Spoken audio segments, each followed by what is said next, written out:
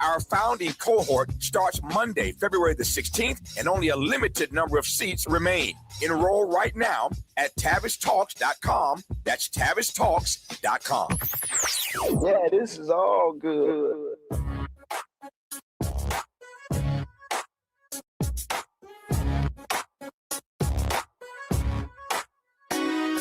The Jesse Jackson Jr. Show. The Jesse Jackson Jr. Show.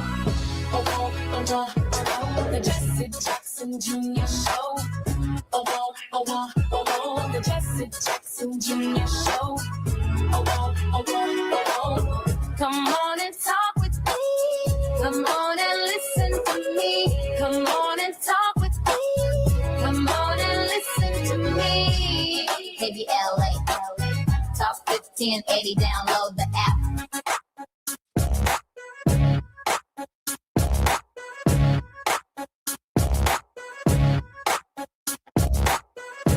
Jesse Jackson Jr., welcome forward to the Jesse Jackson Jr. Show on KBLA Talk 1580. It is the 16th day of February.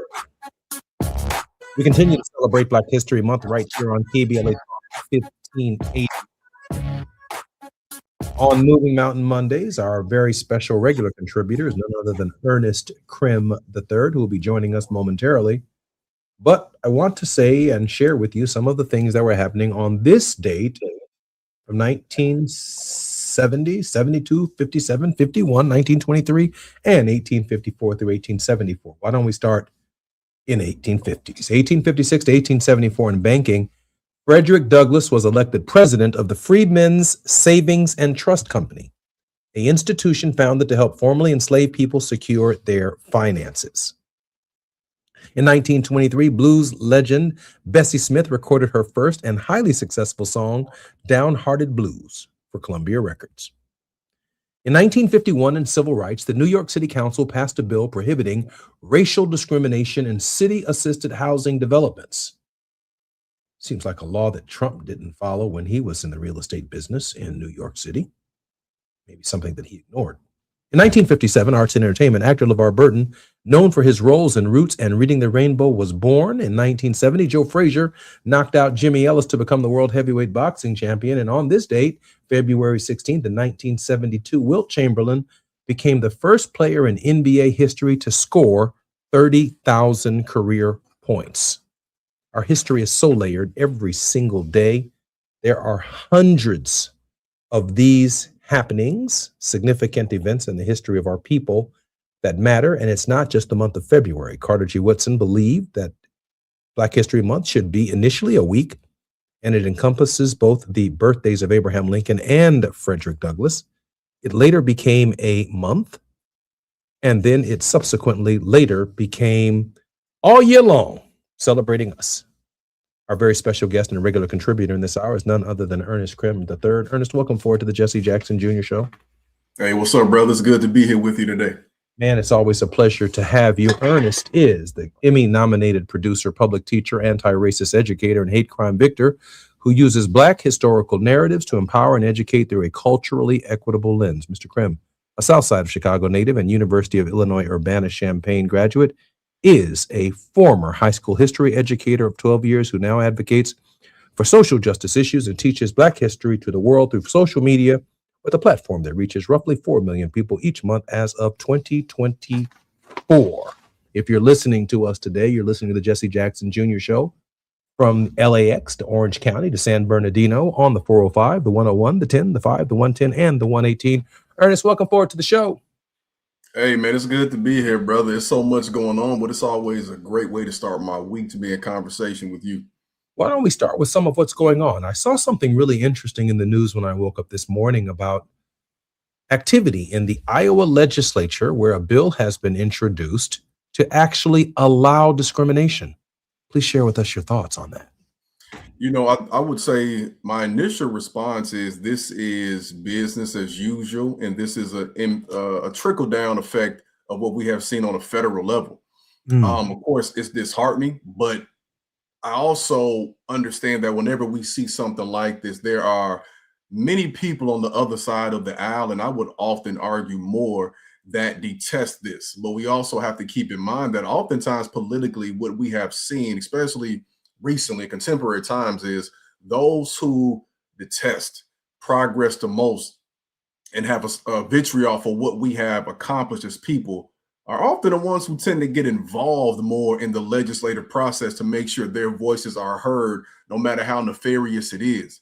So I think that we have to make sure that when we see what's going on a federal level, although it is, of course, repulsive, we have to also look locally too, because the best way to get involved federally is to get involved locally. We have to check in with our city council, school boards, park district boards, and our state reps and governors too, to make sure that they aren't attempting to pass something similarly like we've seen in the Midwest and Iowa. I think I'm hearing you say that African Americans who run for office at every level of government, first of all, they should run from school board to dog catcher, all the way up to Congress and even President of the United States, that in some small measure, or maybe it's a large measure, we have to be sentinels on behalf of the race, just kind of keeping an eye out what's coming next, and then have the presence of mind to actually interpret what its consequences and ramifications are, because even acts that seem non-discriminatory can have a deleterious effect. Yes, indeed. And I think that the way that they do it nowadays is they often code it so that it doesn't seem as if it will be as deleterious, but we know the long-term ramifications of that if we aren't paying attention. I think that's absolutely right. Ernest, I'm particularly glad and proud that you're on our program today. We've got a lot to talk about on the Jesse Jackson Jr. show, and Ernest is our regular contributor. Ernest, we got a little less than 1 minute, but quick question. Was teaching Black history as a high school teacher difficult or not? Oh, you know, and right along the same lines of what you said before we come forward with the break, I would say that it was difficult, but I often mastered the art of coding it while teaching U.S. history mainly. And I think that's sometimes what we have to do to get our message across. I'd like to hear how you did that. More on KBLA Talk 1580. I'm Jesse Jackson Jr. More with Mr. Ernest Krim when we come forward in just a moment. It's afternoon drive time with Jesse Jackson Jr. Only on KBLA Talk 1580. What's up? What's up? What's We got to laugh the pain away. Hey, KBLA delegation, happy Black History Month. Around here, we celebrate our culture, our community, and our contributions daily. But this year, as we observe the 100th anniversary of Black History Month celebrations, we're excited about our annual KBLA Talk 1580 Black History Month Luncheon, honoring comedy greats. On Thursday, February 26th at the Grammy Museum in downtown LA, we're toasting D.L. Hughley, Melanie Camacho, Earthquake, Munell, Dion Cole, and Martin Lawrence with a surprise guest appearance. A limited number of individual tickets for the luncheon remain, so now would be a good time to head to KBLA1580.com to secure one for yourself. That's KBLA1580.com. A little laughter goes a long way, especially in times like these. So come, join us for our annual KBLA Talk 1580 Black History Month Luncheon, Thursday, February 26th at the Grammy Museum. Again, tickets are available right now at KBLA1580.com. Well, I hang around my boy. He been married for 6 years. Videotaped his wedding day, never watched it. Now and every day he watch it every day, but he watch it in reverse. Because he said he loves seeing herself take that ring back off of that finger. Walking back down that aisle, just waving at her ugly mother down the church, getting back in the limo, back at the bachelor party. Look how happy I was. KBLA Talk 1580 thanks LA City Council members Curran D. Price Jr. and Heather Hutt for being the presenting sponsors at this year's Black History Month luncheon. Honoring excellence, resilience, and achievement, we're KBLA Talk 1580. Did you know about 1 in 3 people with plaque psoriasis may also develop psoriatic arthritis, which causes joint pain, stiffness, and swelling? Does this sound like you? Listen to what it sounds like to be a million miles away. Tremfya guselkumab, taken by injection, is a prescription medicine for adults with moderate to severe plaque psoriasis who may benefit from taking injections or pills or phototherapy, and for adults with active psoriatic arthritis. Serious allergic reactions and increased risk of infections and liver problems may occur. Before treatment, your doctor should check you for infections and tuberculosis. Tell your doctor if you have an infection, flu-like symptoms, or if you need a vaccine. Imagine being a million miles away. Explore what's possible. Ask your doctor about Tremfya. Visit tremfya.com or call 1-800-526-7736. It's game day. Are your moderate to severe Crohn's disease or ulcerative colitis symptoms keeping you from the action?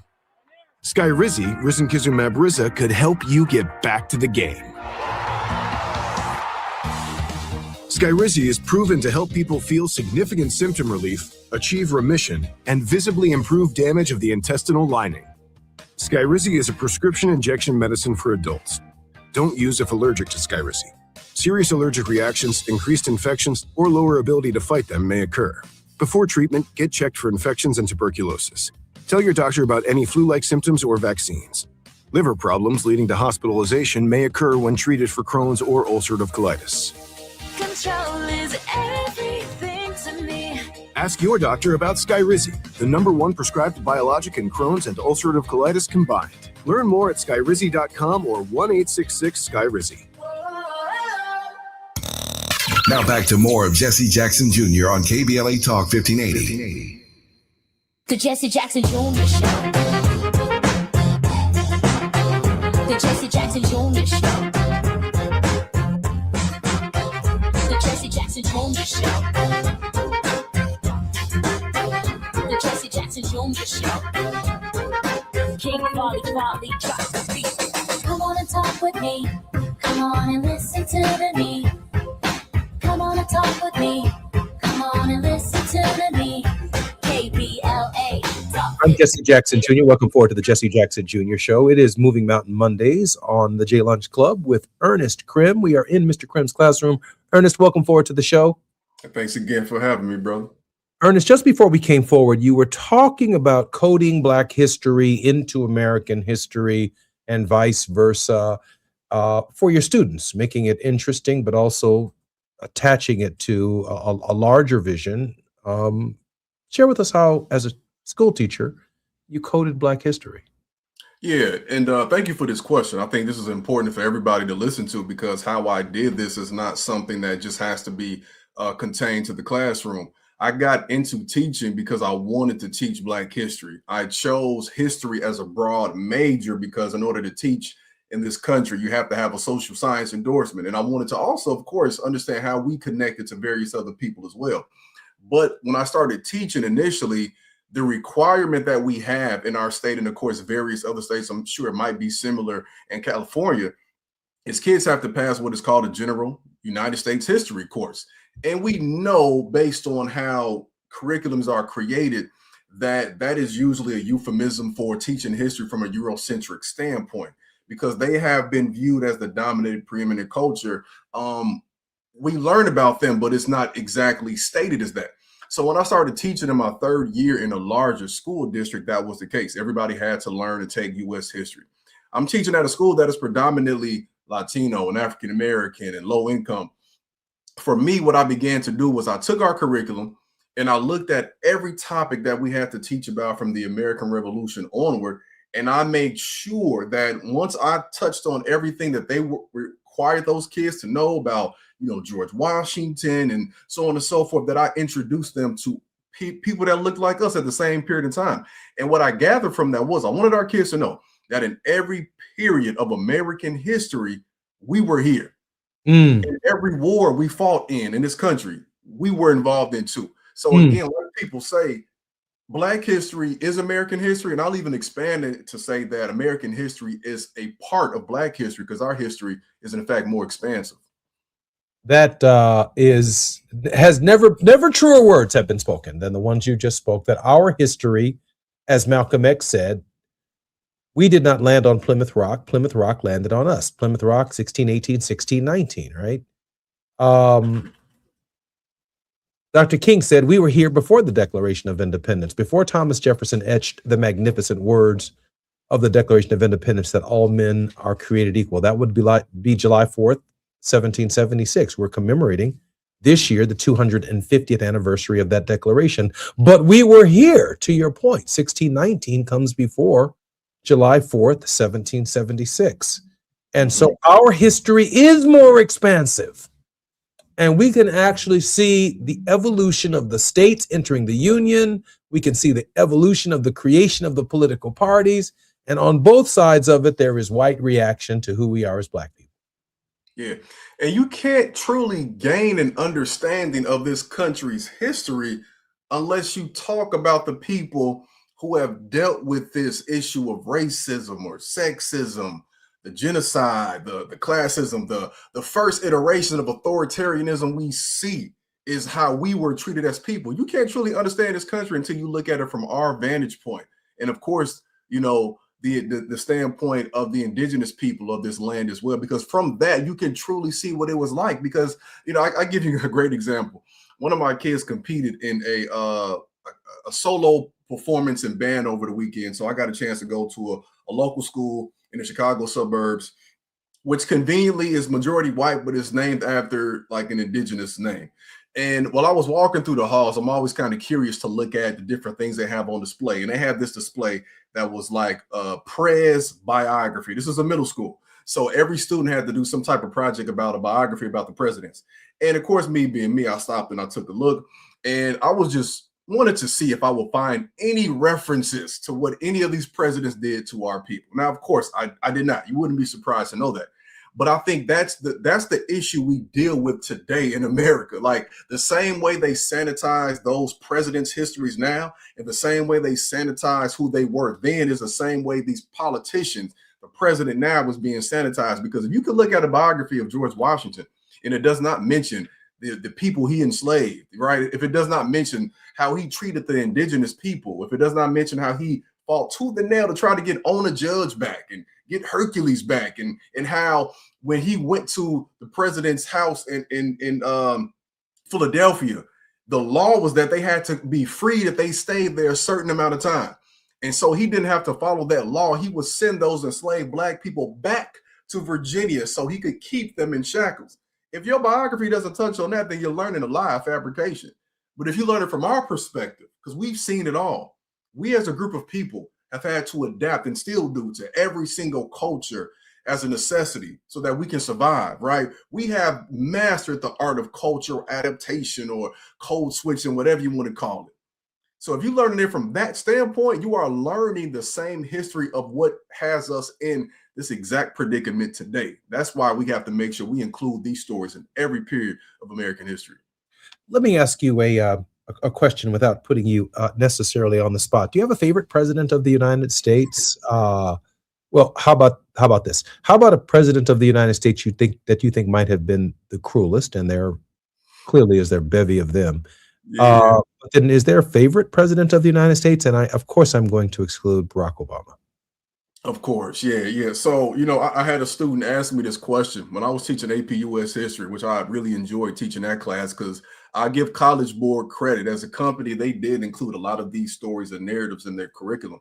I had a kid ask me that before, and it kind of stumped me because I never really thought of that because I never really had one because I understood what the office has been used for. But if I take a step back and I, keep it at that level and say, look, this country, what the presidents have done, especially, up through Lincoln has been harmful, even during the Jim Crow apartheid era. Yeah, it's been harmful. But what president, based on how I gauge it, listened the most, was able to evolve the most, was a president who was willing to do what was necessary in a moment of crisis, then I would have to say that it has to be Lincoln for me. I mean, it has to be Lincoln, because I truly don't think we're talking about 15 prior presidents. We're talking about almost 100 years after the Declaration. So many people had an opportunity to do something. Now, of course, we're all products of our time, products of our culture. So he was the right person at the right time. But we also understand that if his vice president won, then our story may have been prolonged. We know in Brazil, they didn't end enslavement to nearly 1900. So that's something that could have been possible. So I would have to say Abraham Lincoln. And I say that, of course, understanding that there are a lot of things we could mention and critique. And I think that's a broader conversation that we have to have, that no politician, no person is perfect, but he was the perfect person at that time to help us continue our story. So if I was a student in the back of Mr. Krim's classroom and I was raising my hand, I'd be like, Mr. Krim, Mr. Krim, Mr. Krim, please call on me, Mr. Krim, Mr. Krim, Mr. Krim. I got insight, Mr. Krim, Mr. Krim, Mr. Krim. All right, so let me tell you my insight. Yeah. If there were no United States of America,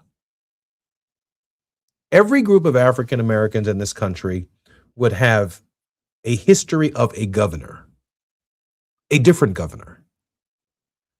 And that governor would be the equivalent of kind of the man in the big house, because we would be relying upon that governor in each state to determine how free we are or how free we're not going to be.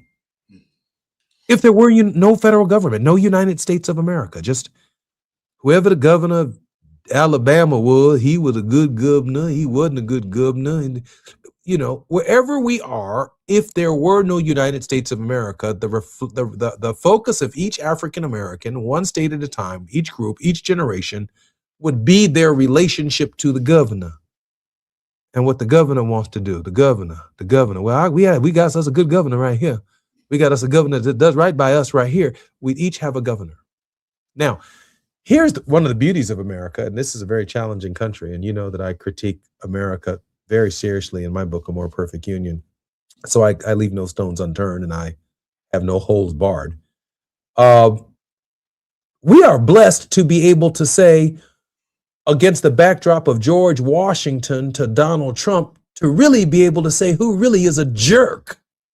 I mean, of course, the language that I want to use is not I can't use on KBLA. I mean, I can go through every one of them with their problems, right? And with what they did to us, because our frame of reference isn't every different governor and how this white man treated us in a state. We can look to 47 presidents, a national frame of reference. And whether you're in Mississippi, Alabama, Chicago, California, if you're Southern Cal, Northern Cal, Central Cal, it doesn't matter. As Americans, each president of the United States embodies the collective whole. That is, how we feel about America right now is represented by Donald Trump, not by my governor. It's represented by him. How we felt about the United States of America and her possibilities when Barack Obama was president, we felt like we were going somewhere as a nation, that the nation had made a real pivot in the direction of racial justice. Or we felt some kind of way about seeing Bill Clinton on Arsenio Hall playing his trombone or his saxophone. You know, we felt some kind of way about that. Not like in a negative way, but in a positive way. Like, man, this guy right here identifies with us in our culture. We like got into it with him. So, and then we can tell the clumsy ones, the ones who really aren't comfortable around black folk, who go too far, whose jokes ain't funny, and we're just looking at them like, you ain't been around no black folk. You ain't never been on KBLA. I mean, you ain't never been in no debate, no argument with Tavis, man. You ain't sat down with Brother West. You know, deep kind of thing. We can tell who's been exposed to us and who has not been exposed to us. But to my point, the President of the United States captures a period of American history that is so vast that we can only call it their era. We have a national frame of reference that without the federal government, Dr. Krim, Professor Krim, we simply would not have. Does that make kind of sense from the back of the Ernest Krim classroom?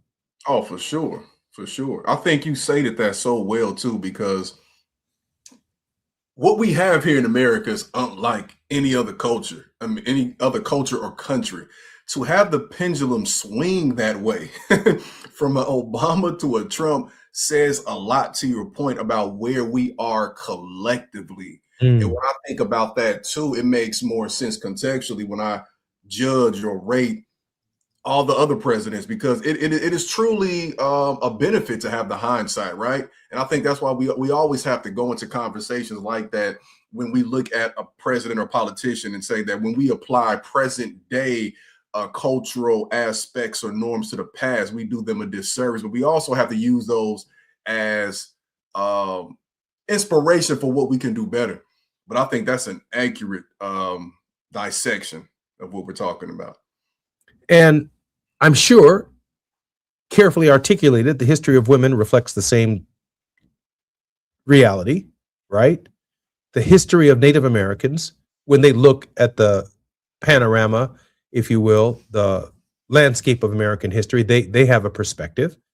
I'm sure, by definition, the LGBTQIA community has a perspective of what is or ain't a human right, and the difference between being, in the living room and out or in a closet, and how new the idea of being outside of the closet actually is to their community. Each of us has a history about the evolution of our emancipation in the system that definitely begins with the emancipation of Black people. So you and I both end up at the same place. Lincoln's different. All 47 of them been talking about liberty. And you've got to ask yourself the question, when they use the term liberty, are y'all talking about white liberty? Because y'all keep taking liberties with us. I'm Jesse Jackson Jr. More on KBLA Talk 1580. We're with Ernest Krim when we come forward.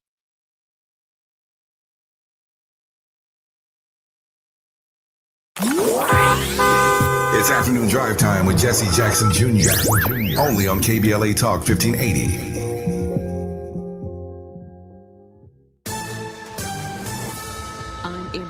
BIN News Now. Black House Minority Leader Hakeem Jeffries says Democrats want major changes at ICE before supporting funding for the Department of Homeland Security. We know, and the American people clearly know, that ICE is totally out of control.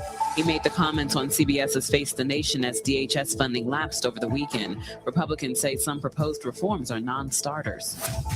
Maryland's Black Governor Wes Moore says he will not run for president in 2028, but he stopped short of ruling out a future bid altogether. Speaking at a CBS Things That Matter town hall, Moore said the next Democratic leader should focus on healing the country and have a proven track record. And former President Barack Obama is clarifying comments about aliens after online buzz. Speaking on a podcast, he said while the universe is vast and life could exist elsewhere, he has not seen an alien and says none are being held at Area 51. Get BIN News Now on demand 24/7 on the iHeartRadio app. For victims of drunk and drug driving, our grief is unique. But you are not alone. You always have a place at MAD. Call our 24-hour victim helpline at 877-MAD-HELP or visit mad.org. This is the KBLA Sports Minute with Ray Richardson. For a lot of folks, the best part of Sunday's NBA All-Star game at the Intuit Dome in Inglewood was that it was competitive and interesting. Fans embraced the new 3-team round-robin format, and the players came to play. Clippers star Kawhi Leonard almost won MVP. He scored 37 points in his 3 games with team stripes, including 31 in the second game. Minnesota Timberwolves guard Anthony Edwards got 4 more votes than Leonard to win MVP. Edwards led team stars to the title.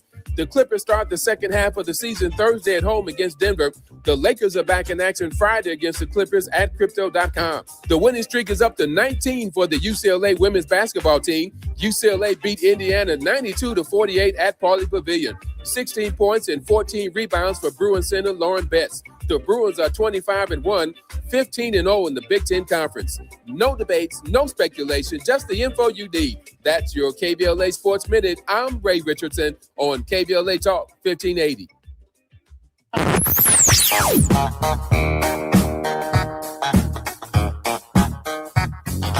This is KBLA Talk 1580. Talk radio. That's music to your ears. We're unapologetically progressive. KBLA Talk 1580. We've got a lot to talk about. I'm Reverend Gerald, the life coach. Is someone you love struggling with addiction and mental illness? Is improving your family's health important? Want to leave a legacy that your family can grow? Are you ready to enhance your perception of life experiences? Then wake up weekends at 7 a.m. with Urban Family Focus and get the wisdom, opportunity, resources, and motivation to live your best life. Join the conversation on Urban Family Focus Saturday and Sunday at 7 a.m. Unapologetically progressive. KBLA Talk 1580. We've got your black.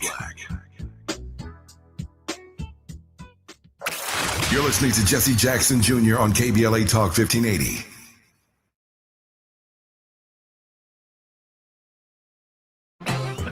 Oh, how's that flu, babe? Did you take DayQuil Intense Flu yet? Nah, I got this. Ugh, okay, I don't got this. You stay on the couch, and I'll grab the DayQuil.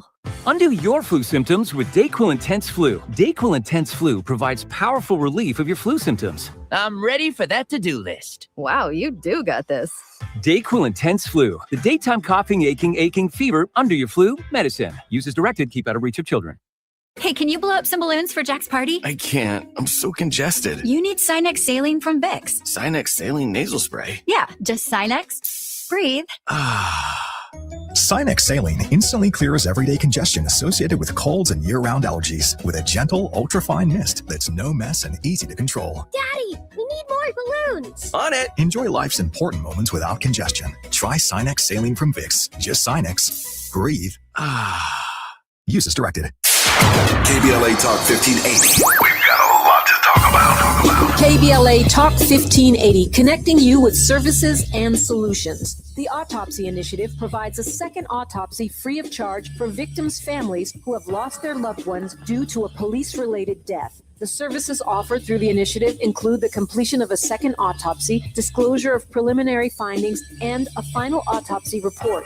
A police-related death is when an individual is harmed by police officers using deadly force, which results in an individual's death. Police-related death includes in-custody deaths, including those that arise during contact with law enforcement officers during arrest, pursuit, booking, transport, or incarceration. The Autopsy Initiative has a team of board-certified pathologists on call. An autopsy request may be completed by anyone with a close relationship with the victim, which may include the victim's spouse, partner, relative, close friend, or lawyer. To request a free second autopsy for a victim of police violence, please visit knowyourrightscamp.com. That's knowyourrightscamp.com. Then click on Autopsy, then click on Request. At KBLA, we believe in justice for victims of police violence. We say their names, and we don't black down. This is a community call to action from KBLA Talk 1580.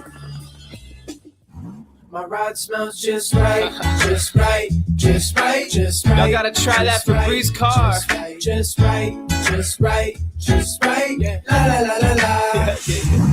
With up to 40 days of consistency, all over Febreze car clips right on your vent. You know my car's my happy place. Keep that smile on my face when it smells just right, just right, just right. Yeah. Breathe happy Febreze.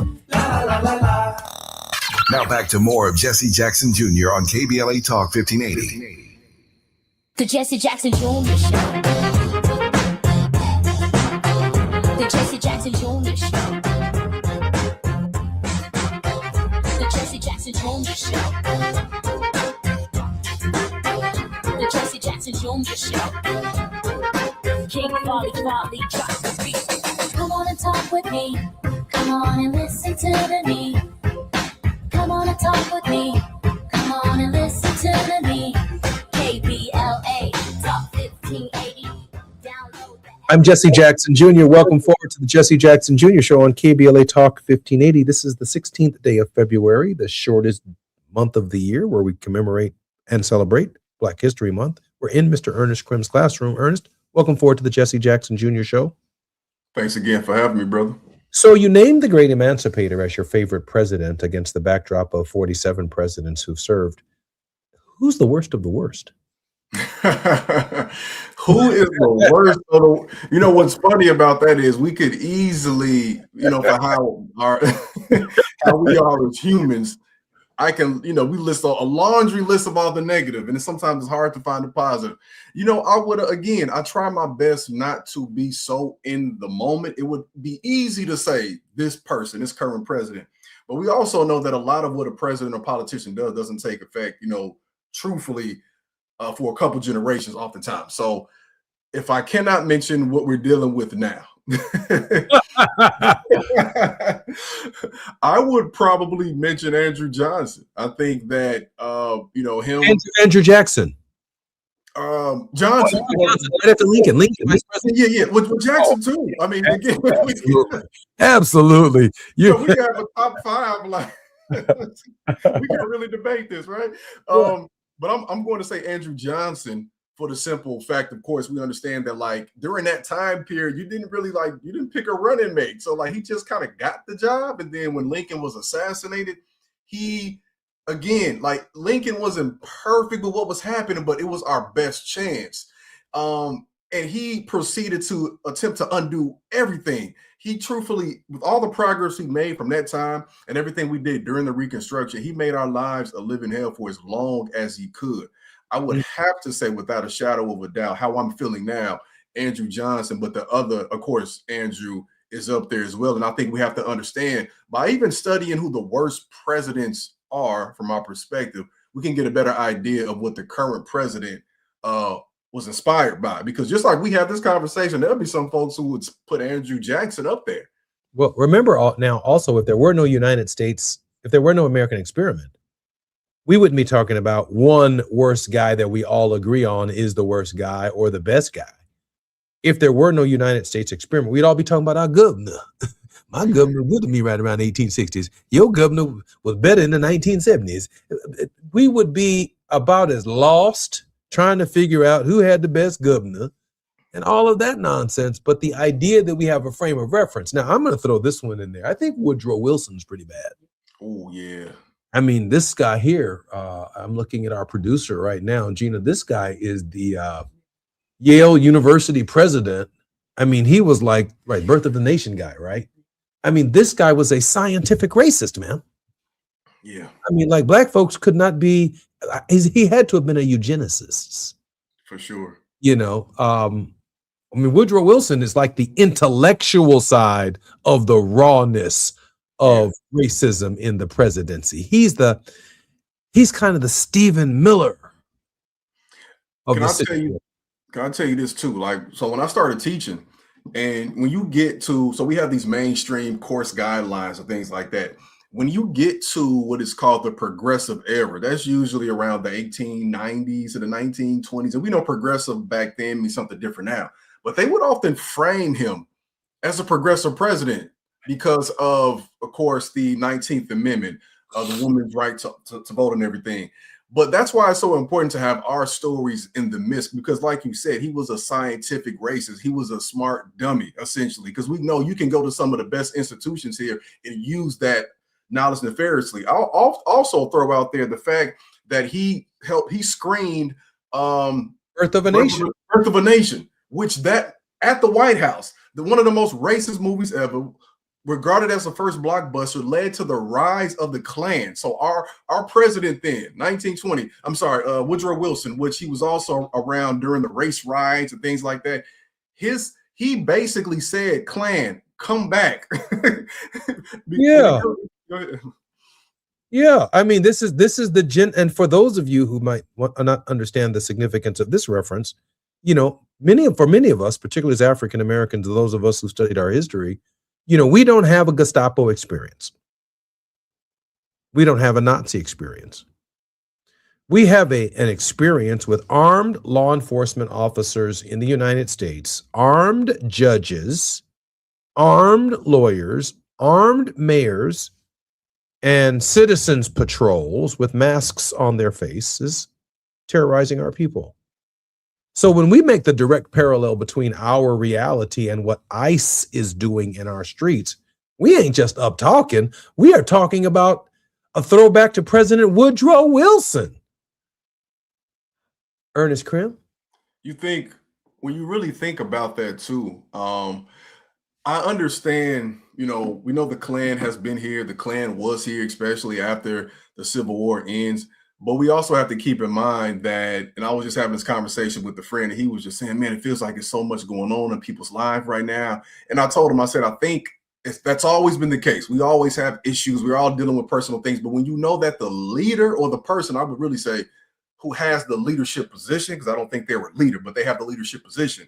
When you know that's very unstable and you see what they're involved in, it exacerbates what you're dealing with, because you don't feel like you might have a system or something to fall back on and support. And I say that because we know that this anti-blackness, this racism has always been simmering in America. And we know it became less politically correct to espouse how you felt after King's assassination.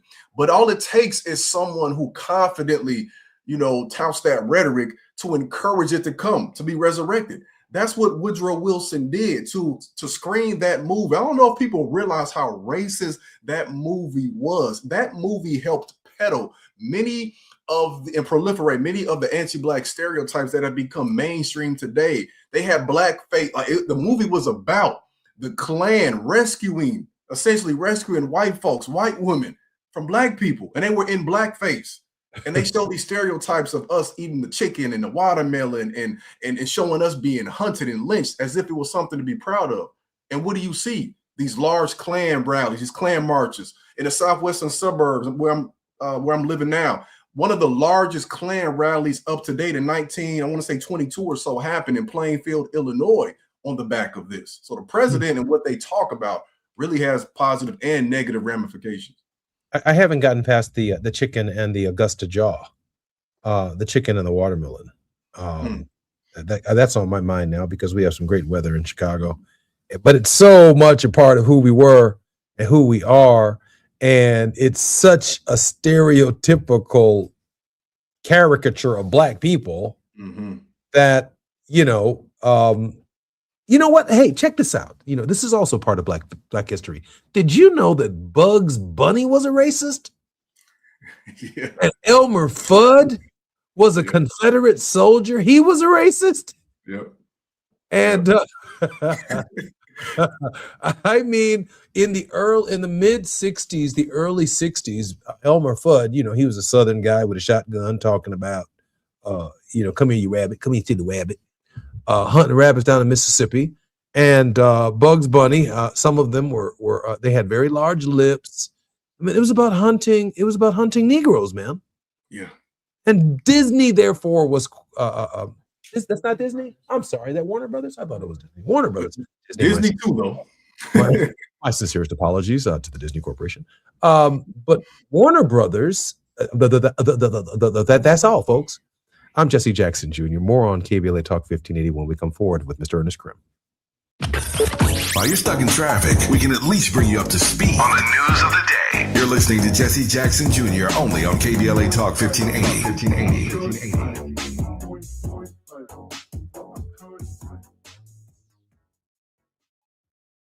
Getting around LA doesn't have to cost a lot. Metro has fares that fit every budget. 20 free rides for qualified riders through the Life Fare program. Free passes for students with GoPass and affordable options for everyone in between. Wherever you're going, Metro's got you covered. Visit metro.net/fare programs.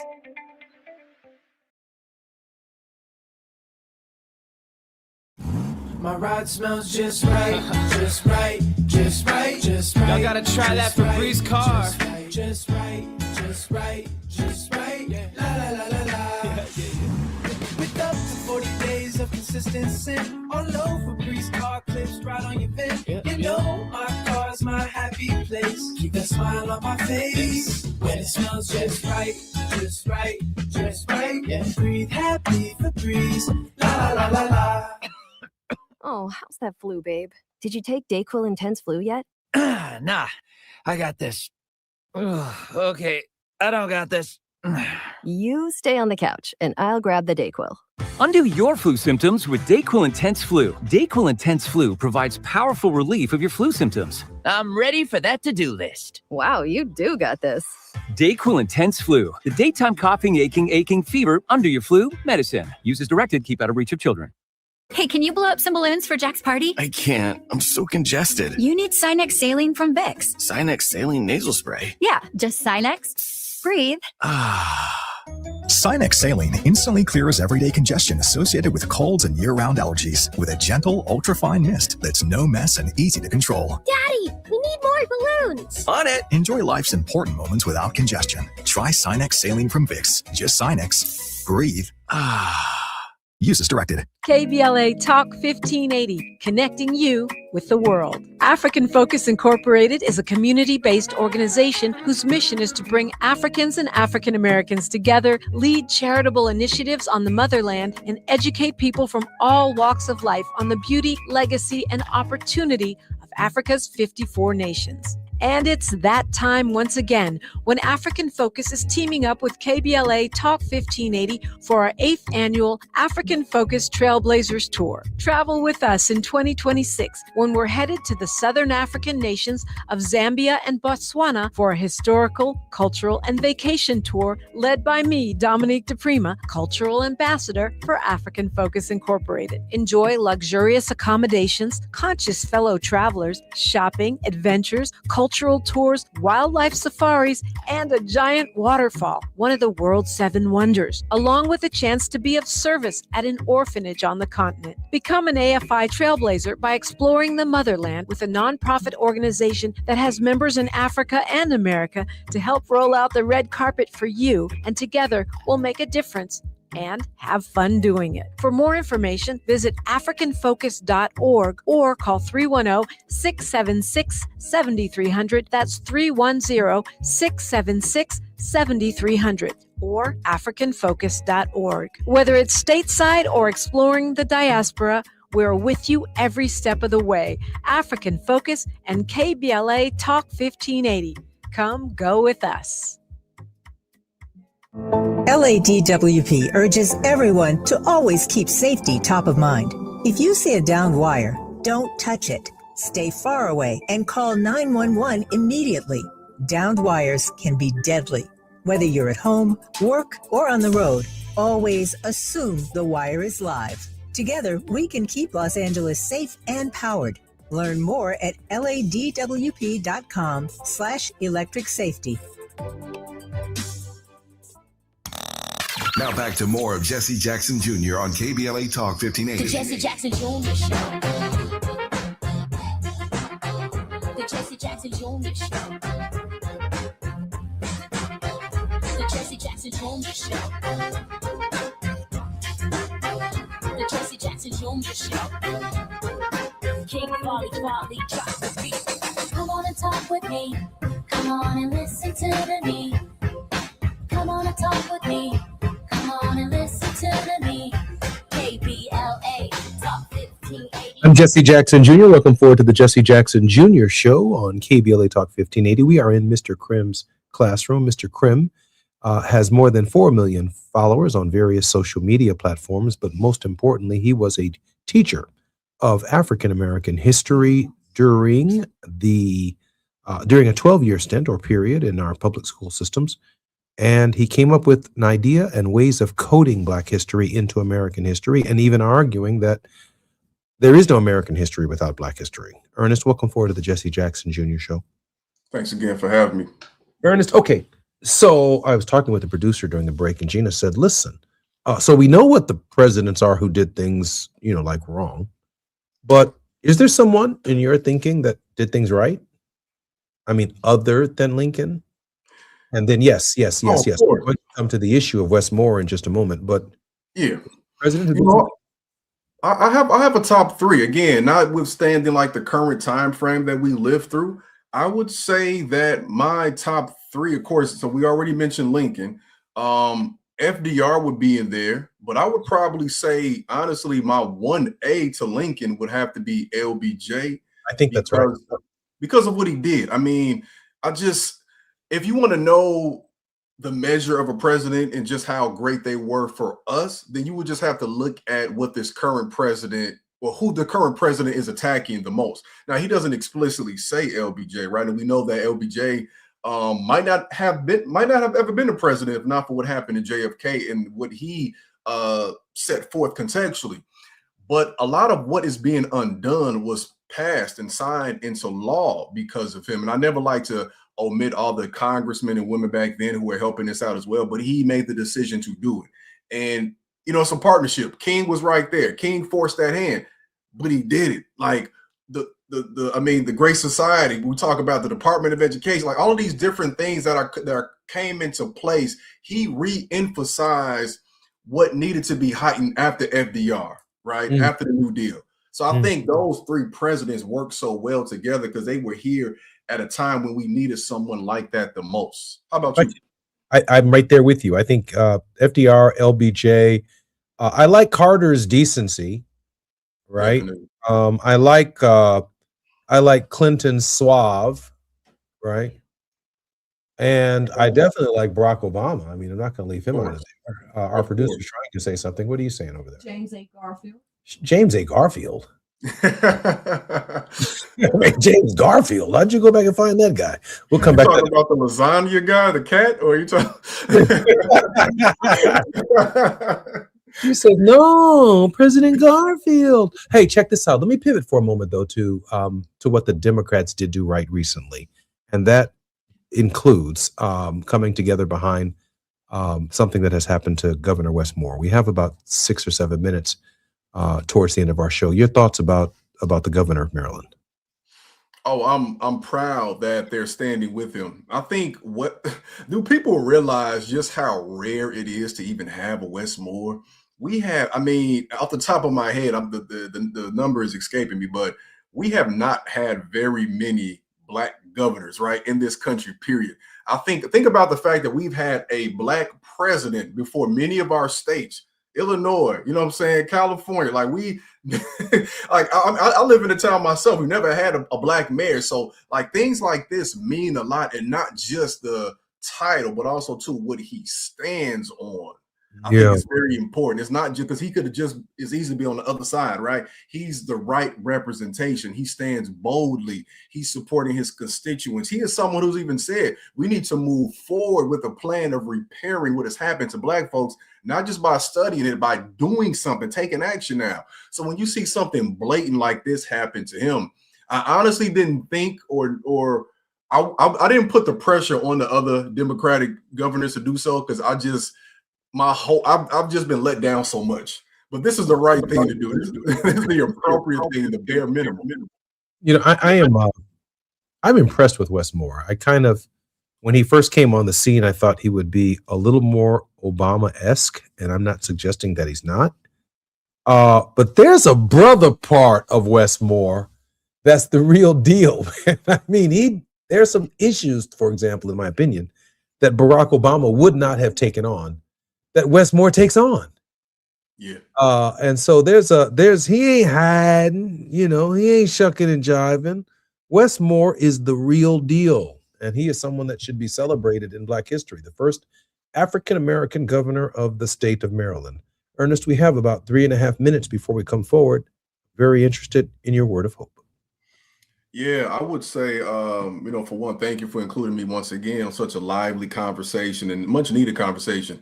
I think that the thing we have to consider during this time is what real leadership looks like on all levels. I have a K-5 class I'll be teaching tonight, and that's one of the topics I'll be talking about with my kids online is what real leadership looks like. It's more than just having the position. It's more than just having the title. It's who you are as a person. And just like you said, like with Jimmy Carter and what our producer said with President Garfield, like you have to have a strong moral center to actually be a great leader. And a great leader makes the position. A position doesn't make a great leader. So we have to evaluate that on all levels of government, y'all. We have to be aware of these elections coming up, whether it be citywide, whether it be, of course, county, township, of course, statewide, congressional, midterms, all of that. We have to be aware and not just wait for when they tell us it's time to be aware and alert, because we need at this time great people to be in leadership positions, but we also need to make sure we're supporting them when they get there. And we need to begin recruiting young folks who we see possess that, right? The last thing I will say as a moment of hope is, remember, this is President's Day. And I don't say that because we want to profile someone like a George Washington, who, of course, it was for him initially. But I say this because we had somebody like a Barack Obama who fought through and got grassroots support to be in this position. But also, too, the people who resisted when George Washington was a president. That is very important for us to acknowledge, because we understand that he was enslaving people while also being over a country that was professing to be about equality for all, right? I want us in this moment to take a deep dive and look into what people like Ona Judge did by refusing to be given as a birthday gift, by running away from the president's house, by going to New Hampshire and living the rest of her life free. She was able to escape. And not only that, the president, George Washington, tried everything he could to bring her back to so-called justice as a so-called fugitive, but she was never apprehended.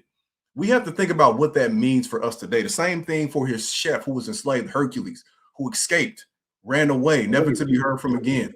What does that look like for us in this present day, y'all? We have everything within us spiritually and on our recent ancestry to achieve these things, but we have to be very clear. The things they did back then are important today, but they are not the exact same thing. So support our leaders, recruit our leaders, and think about what that escape plan looks like, y'all. Ernest, you're one of our leaders, brother. We're so grateful that you spend this time with us weekly on the Jesse Jackson Jr. Show in Ernest Crim's Classroom.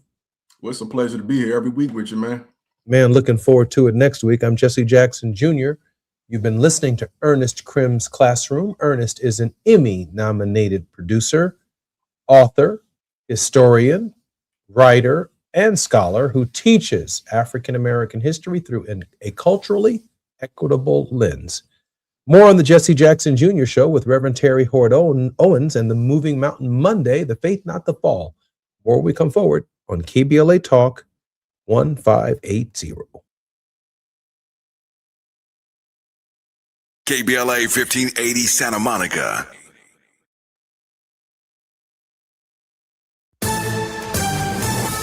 I'm Amber Payton with BIN News Now. Black House Minority Leader Hakeem Jeffries says Democrats want major changes at ICE before supporting funding for the Department of Homeland Security. We know, and the American people clearly know, that ICE is totally out of control.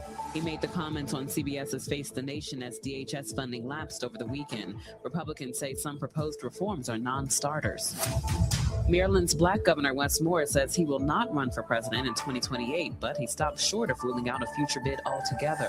Speaking at a CBS Things That Matter town hall, Moore said the next Democratic leader should focus on healing the country and have a proven track record.